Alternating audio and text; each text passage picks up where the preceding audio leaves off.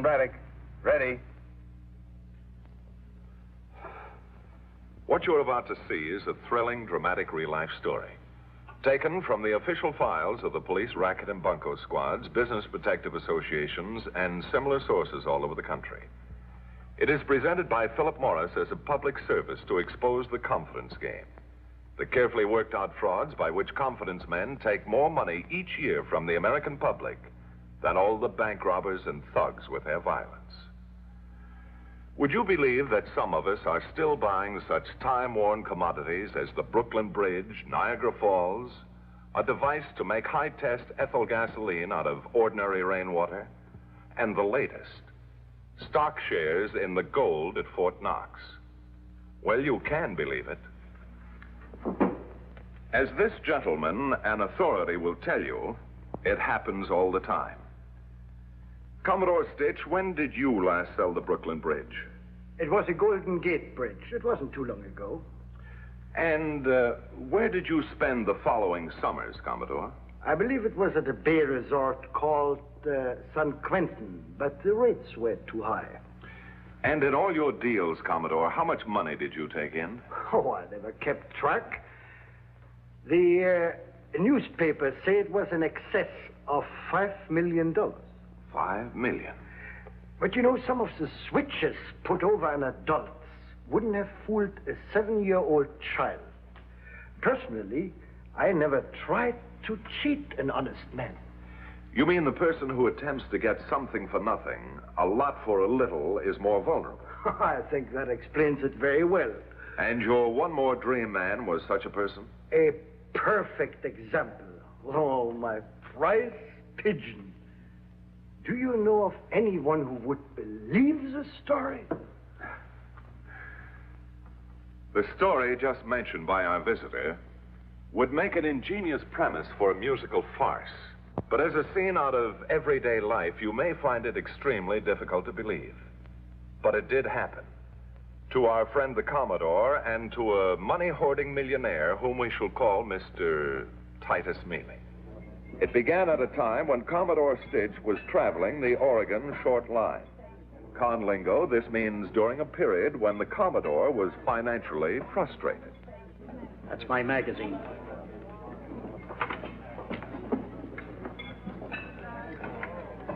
Know anything about clairvoyance, mister? Huh? No. You wouldn't. You don't look like you'd know anything. Cannibal.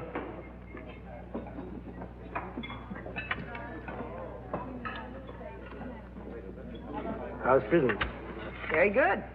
After observing some of the gluttony around here, I don't see how you can manage to stay in business serving all the food you can get for 50 cents. I've wondered about it myself. It's like feeding time at the zoo. All we need is a few growls. I take that character over there. How often does he eat here? He's always at the same table, 3 times a day. 3 times Every day. I still don't see why you don't go bankrupt. If I was the owner of this restaurant, I'd pay him to stay away. The funny part of it is that he can afford 10 of these restaurants and still have a couple of $1 million left over. Titus Mealy, eccentric multimillionaire. Today told the Times Herald reporter that he was merely following the advice of his psychic consultants who... I give up. As of this moment, Titus Mealy was a gone goose.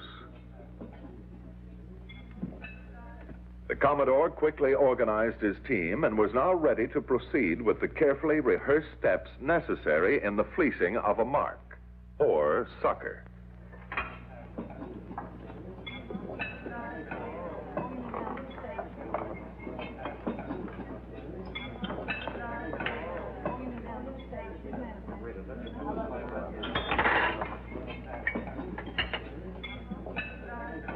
The volume, Adventure in Clairvoyance, with the exception of Chapter 3, was authentic.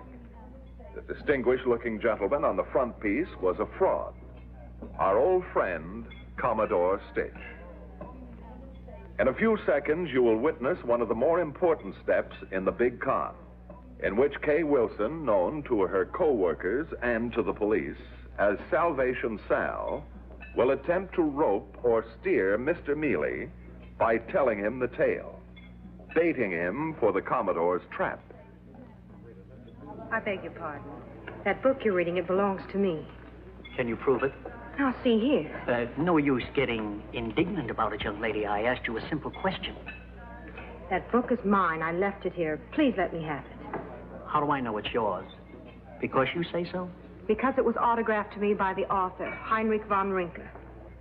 What's your name? Catherine Wallace. Sit down, young lady. I'd like to talk to you. Oh, I'm afraid not, you see. Just for a few moments, I'd like to talk to you about the book. Well, just for a few moments. I was fascinated by the title of Chapter 3. And yet there are scoffers who put clairvoyance in the same category as fortune-telling. Not me. Why, in 1929, I got a premonition that a crash was coming. So what did I do? I sold short, made me a fortune. Yes, sir. I believe what Von Rinke says in this chapter. The day is not far off when a highly psychic individual will be able to project his thoughts, his dreams, past, present, and future on a screen like a motion picture. A man like that could become as rich as Croesus in no time. Maybe the day is already here. I'm sorry. I really must be going. Did I say something that offended you? I can't discuss the subject with you any further. Is it that I stumbled onto something? You can trust me, Miss Wallace. When can I meet Von Rinke? Herr Von Rinke is in Europe. When he returns, he'll be too occupied to talk to anyone. How long will he be in Europe? Just long enough to raise funds for his new work. His new work, eh? Perhaps I can help him financially. Oh, don't let appearances fool you, Miss Wallace.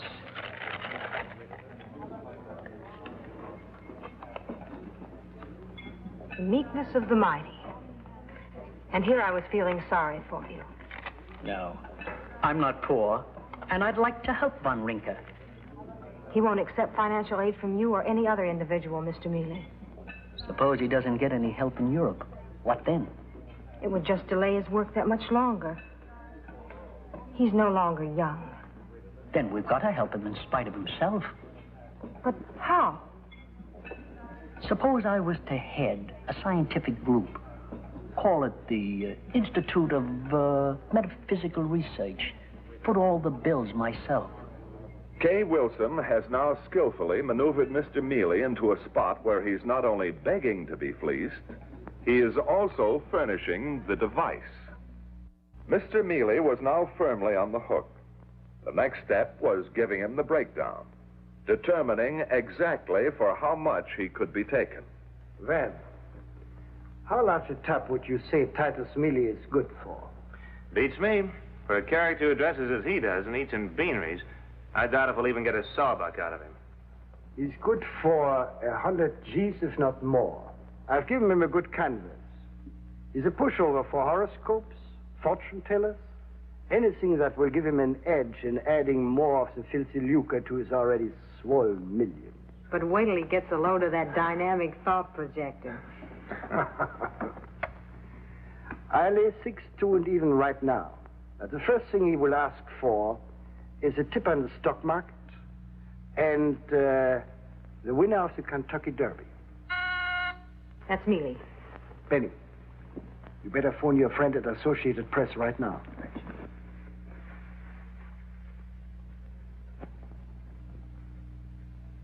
Come in, Mr. Mealy. Miss Wallace, I intend to spend the rest of the evening in the laboratory. I do not wish to be disturbed. What's the matter with him? He's been in a horrible mood all day. Guess his European trip must have been a washout, huh? Complete failure. They laughed at what he's trying to do. The dynamic thought projection? Just as they laughed at Charcot, Mesmer, Freud and others who dared to venture into the unexplored regions of the mind. Miss Wallace, if Von Winkle will give me a demonstration of thought projection on a screen right here and now, I'll back him to the extent of $100,000, more if necessary. Such a demonstration is completely out of the question, Mr. Mealy. You know better than that, Miss Wallace. $100,000 is an enormous sum, Mr. Mealy. What prompts you to do this? I like to help people. Wait, please.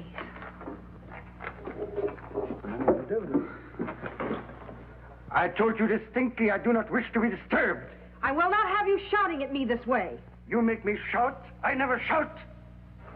Has he raised the ante? Herr von Rinker, just this once, please. All right. For you, I do it. A demonstration of clairvoyance. Nothing else.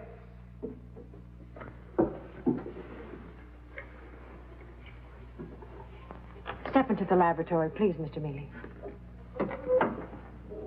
You are falling into a deeper and deeper sleep. You are falling...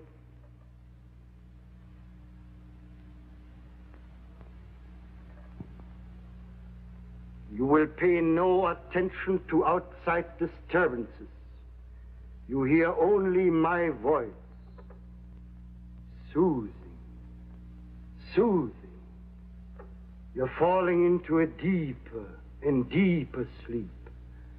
You're falling into a deeper and deeper sleep. You're falling into a deeper and deeper sleep. You're falling into a deeper and deeper sleep. The subject has reached the 5th degree of hypnosis. This is known as somnambulism. He's now able to see and perceive independently of the physical sense of sight, to see beyond the veil of eternity into the past, present, and future. Due to these repeated experiments, the subject is approaching a state of clairvoyant exhaustion. To continue without purpose would destroy 10 years of painstaking efforts and research. However, I will permit him to answer 2 questions, which you will write on this index card.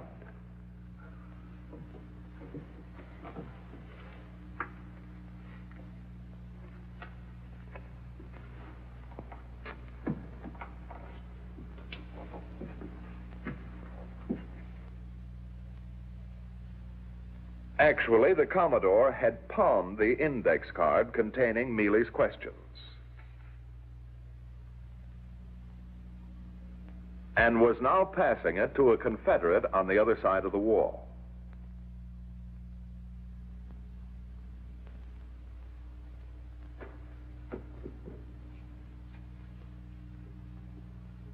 Are you asleep? You may talk. Are you asleep?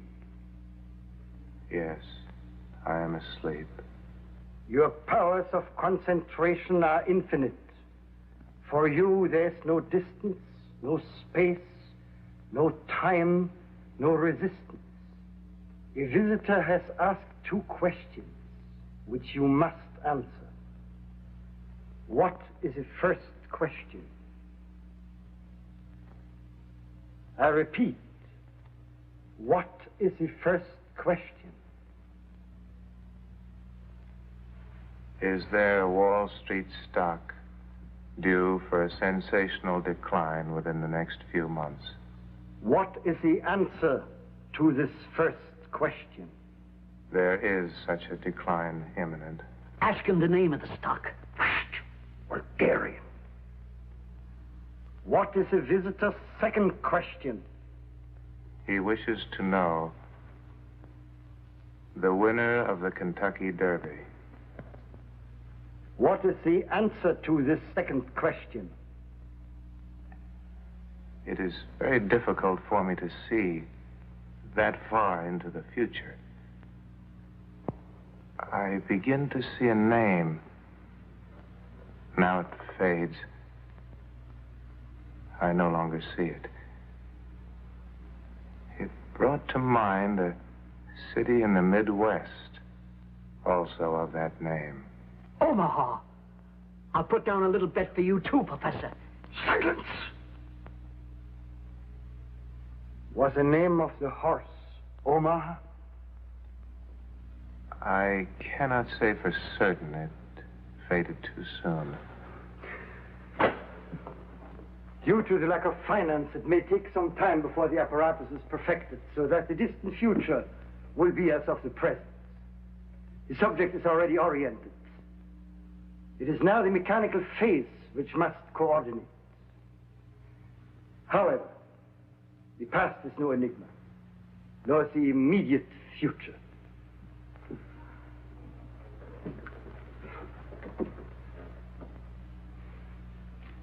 You hear only my voice.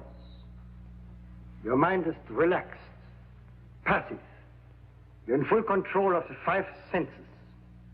Your powers of concentration are infinite. Can you predict something of importance which we do not yet know? It's all very dim. Wall Street. Heavy trading in the exchange. Near panic in the stock market. You will now let your thought currents wander deep into the past and bring to our visitor a scene he has long forgotten. I see an old 2-story frame house surrounded by shrubs and cottonwood trees. Over the front door of the house, I see a horseshoe. On one of the cottonwood trees, I can clearly see 2 carved-out initials. The initials are T.M.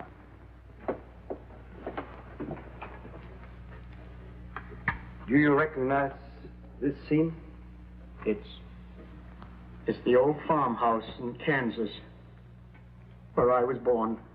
I know just how you feel, Mr. Mealy. No, you don't. They discovered oil on the property right after I sold it. Was Mealy convinced he was looking at the house in which he was born? It was the house he was born in. I took it from a photo right out of Mealy's family album. He was convinced, all right. And is that when he parted with his first 100,000? Oh, no. It wasn't that easy. You see, Mealy wanted immediate tips on the stock market, fights, horse races. So I managed to fix a few small ones, but I knew it couldn't go on indefinitely. I wanted something else fast to put him on the big scent, and I got it. Well, what was it? Through Katie Wilson, he was told that the real reason for my experiments with Van was that I almost perfected an engine which would run without fuel of any kind. And that one, he bit hard. Good to see you, Mr. Mealy. What is it now? More money? I have wonderful news. Let me be the judge of that. We've reached the final step in the perfection of the motor. If everything goes right, we'll be finished tonight. Well, just one more dream, eh, Miss Wallace? Exactly. One more dream, and all of our hopes will be realized. I'm ready, Miss Wallace.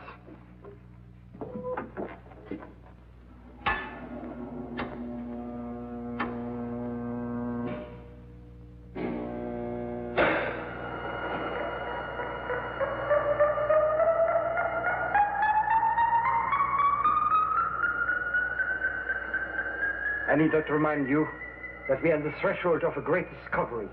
Should the atom eventually be split, which I doubt, it still would not dim what's about to transpire here in a matter of few moments.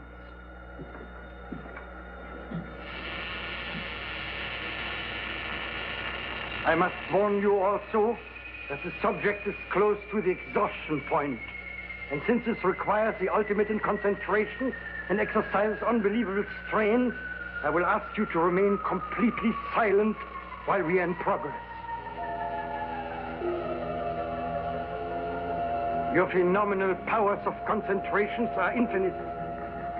For you, there is no distance, no space, no time, no resistance.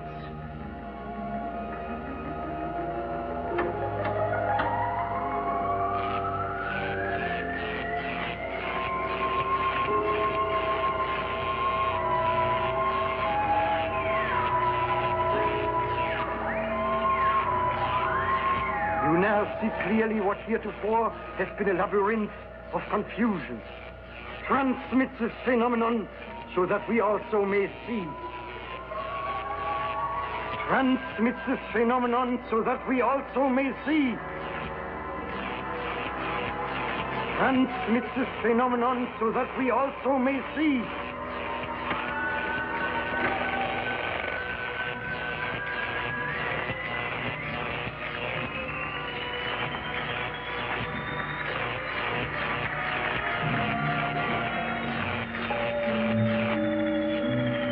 I hesitate to do this, but under the circumstances, I must step up the voltage.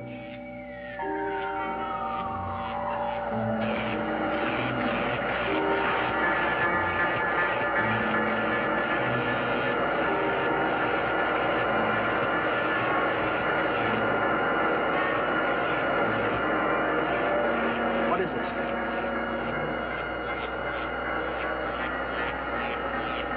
I was afraid this would happen. A work of a lifetime. What do you mean? Subject has developed insomnia. What? Clairvoyant insomnia, the work of a lifetime ruined. Ruined. Well, do something. Nothing we can do. Step up the voltage. And cause a cranial hemorrhage that will constitute murder. Then I'll do it No, myself. Mr. Bailey, you can't. Don't tell me what I can't do, young woman. I got a fortune invested here, and it's got to pay off.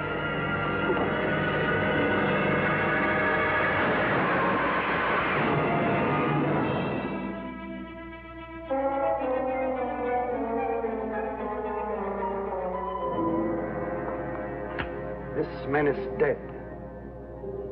Assassin. Murderer.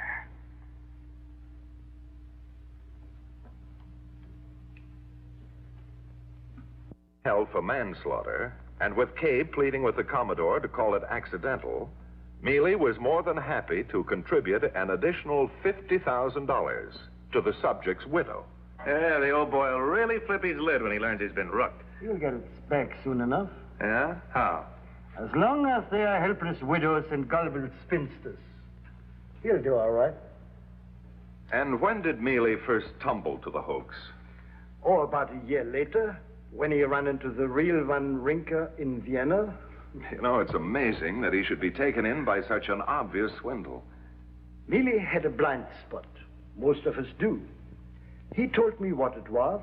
The rest was easy. Mm-hmm. And what are you doing now, Commodore, to occupy your time? I'm a babysitter. Well, you can't do any business there. No, you can't fool babies. No, you can't fool babies. And judging from the reports that are brought to me every day, people are just begging to be fooled, providing they can be made to feel they're getting something for nothing, a lot for a little. And unless you are forever on your guard, the same thing that happened to Titus Mealy can happen to you. In a moment, we'll call for a few scenes from next week's case. But first, and places in tonight's story have been changed for obvious reasons, and any resemblance to other people and places is purely coincidental. Our story is presented to expose the confidence game and is never intended to reflect in any way upon honest, legitimate businessmen.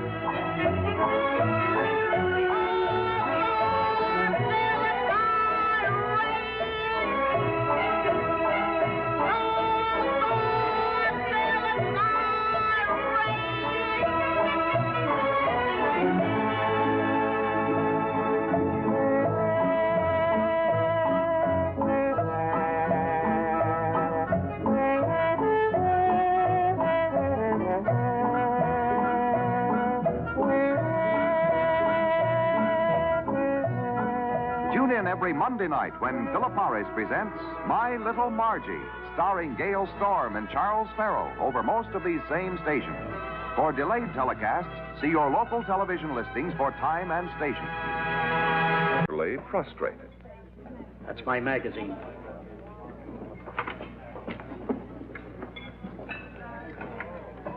Know anything about clairvoyance, mister? Huh? No. You wouldn't. You don't look like you'd know anything. Hannibal.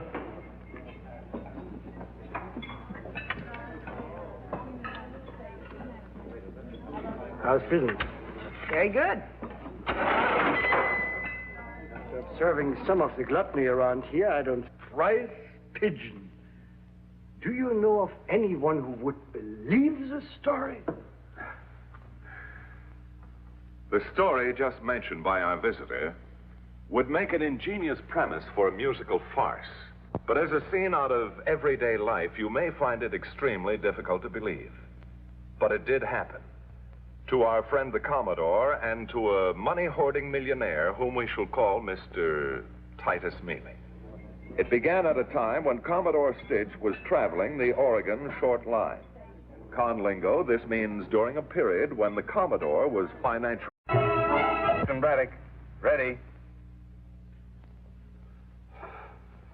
What you're about to see is a thrilling, dramatic real-life story. Taken from the official files of the police racket and bunco squads, business protective associations, and similar sources all over the country. It is presented by Philip Morris as a public service to expose the confidence game. The carefully worked out frauds by which confidence men take more money each year from the American public than all the bank robbers and thugs with their violence.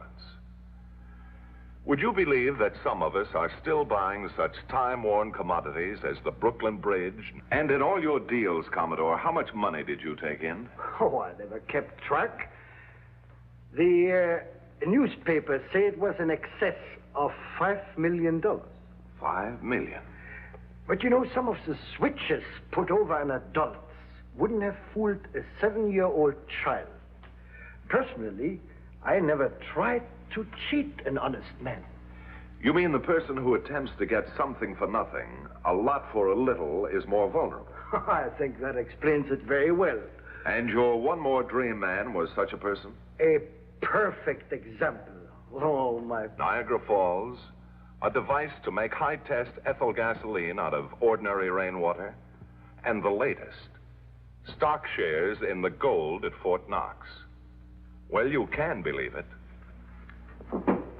As this gentleman, an authority, will tell you, it happens all the time. Commodore Stitch, when did you last sell the Brooklyn Bridge?